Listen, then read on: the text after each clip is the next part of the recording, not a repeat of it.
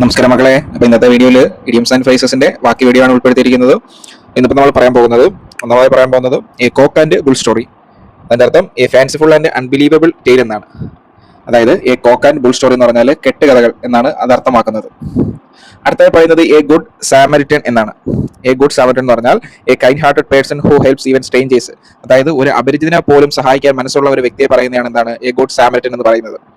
അടുത്തായി പറയുന്നത് add fuel to fire ആണ്. അതായത് മേക്ക് വൺ മോർ ആംഗ്രി. അതായത് ഒന്നെങ്കിൽ ദേഷ്യപ്പെട്ടിരിക്കുന്ന ആളെ കൂടുതൽ ദേഷ്യത്തിലാക്കുക, അല്ലെങ്കിൽ ഒരു പ്രശ്നം ഉണ്ടാവുന്നത് നമ്മൾ കൂടുതൽ വഷളാക്കുക എന്നൊരു അർത്ഥത്തിലൊക്കെയാണ് ആഡ് ഫ്യൂൽ ടു ഫയർ എന്നുകൊണ്ട് ഉദ്ദേശിക്കുന്നത്.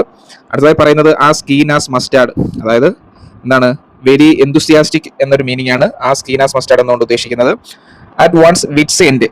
അറ്റ് വൺ വിറ്റ്സ് എൻഡ് എന്ന് പറഞ്ഞാൽ in a state where one does not know what to do. അതായത് ഇപ്പോൾ ഒരാൾക്ക് ഒരു അവസ്ഥ അതാണ് ഇനി എന്ത് ചെയ്യണം അല്ലെങ്കിൽ എന്ത് ചെയ്യാൻ പറ്റുമെന്നുള്ളൊരു സ്റ്റേറ്റിനെ പറയുന്നതാണ് അറ്റ് വൺസ് വിറ്റ്സ് എൻഡ് എന്ന് പറയുന്നത്. അടുത്തതായി പറയുന്നത് അറ്റ് സിക്സസ് ആൻഡ് സെവൻസ് ആണ്. അറ്റ് സിക്സസ് ആൻഡ് സെവൻസ് എന്ന് പറഞ്ഞാൽ ഇൻ സ്റ്റേറ്റ് ഓഫ് കൺഫ്യൂഷൻ ആണ്. അതായത് ആകെ ഒരു കൺഫ്യൂഷൻ, മൊത്തത്തിൽ തകിടം മറിഞ്ഞ് കിടക്കുന്ന ഒരു അവസ്ഥയെ പറയുന്നതാണ് അറ്റ് സിക്സസ് ആൻഡ് സെവൻസ് എന്നുകൊണ്ട് ഉദ്ദേശിക്കുന്നത്. അടുത്തതായി പറയുന്നത് അറ്റ് ദ 11th അവർ ആണ്. അറ്റ് ദ 11th അവർ എന്ന് ഉദ്ദേശിക്കുന്നത് അറ്റ് ദ ലാസ്റ്റ് മൊമെന്റ്, അവസാന നിമിഷത്തെയാണ് അറ്റ് ദ 11th അവർ എന്ന് ഉദ്ദേശിക്കുന്നത്. അടുത്തതായി പറയുന്നത് a wolf in sheep's clothing എന്നാണ്. അതായത് someone or something that looks harmless but is really dangerous ആണ്. അതുകൊണ്ട് അർത്ഥമാക്കുന്നത് നേരിൽ നമ്മൾ മലയാളത്തിലേക്ക് ഒരു ചൊല്ല് പറയുമല്ലോ, ആട്ടിൻ തോലിട്ട ചെന്നായി എന്നൊക്കെ പറയില്ലേ, അതാണ് a wolves in sheep clothing എന്ന് പറയുന്നത്. അതായത് പുറമേ നമ്മൾ നോക്കിയാൽ നല്ലതായിരിക്കും, പക്ഷേ ആളെന്താണ് അകത്ത് ഭയങ്കര ഡേഞ്ചറസ് ആയിട്ടുള്ള ഒരു മൈൻഡ് സെറ്റുമായിട്ട് നടക്കുന്ന ഒരാളായിരിക്കും. അതിനെയാണ് A wolf in sheep's clothing എന്ന് പറയുന്നത്. അടുത്തായി പറയുന്നത് ആൽഫ ആൻഡ് ഒമേഗ ആണ്. ആൽഫ ആൻഡ് ഒമേഗ എന്ന് പറഞ്ഞാൽ the beginning and the end ആണ്. അതായത് തുടക്കവും അവസാനത്തിനെയാണ് ആൽഫ ആൻഡ് ഒമേഗ എന്നുകൊണ്ട് ഉദ്ദേശിക്കുന്നത്. അടുത്തായി പറയുന്നത് a born with a silver spoon in one's mouth. അതായത് be born in a very rich family. അതായത് ഒരു വെരി റിച്ച് ആയിട്ടുള്ള ഒരു ഫാമിലിയിൽ ജനിക്കുന്ന ഒരാളെയാണ് a born with a silver spoon in one's mouth എന്നുകൊണ്ട് ഉദ്ദേശിക്കുന്നത്.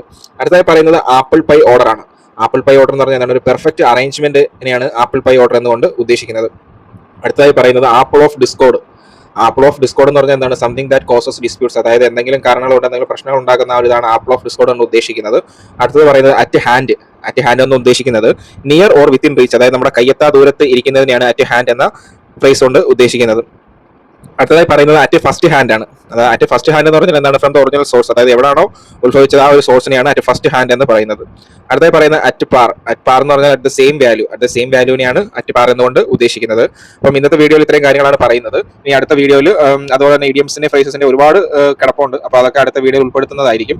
അപ്പോൾ എല്ലാവരും നമ്മുടെ ചാനൽ ഫോളോ ആവുക, നല്ല രീതിയിൽ പഠിക്കുക, നല്ല പരീക്ഷയ്ക്കൊക്കെ നല്ല രീതിയിൽ സിലബസ് ഒക്കെ ഫോളോ ചെയ്ത് അത്യാവശ്യം നല്ല മാർക്ക് വാങ്ങിക്കാൻ ശ്രമിക്കുക. ഇംഗ്ലീഷ് ഗ്രാമറിനകത്ത് നമുക്ക് ഫ്രേസസും ഇഡിയംസ് ഒക്കെ പഠിച്ചു കഴിഞ്ഞാൽ അത്യാവശ്യം 1-2 മാർക്കൊക്കെ നല്ല രീതിയിൽ തന്നെ സ്കോർ ചെയ്യാൻ പറ്റും. അപ്പോൾ എല്ലാവരും അതിൻ്റെതായ രീതി കാര്യം ഗവനിക്കുക.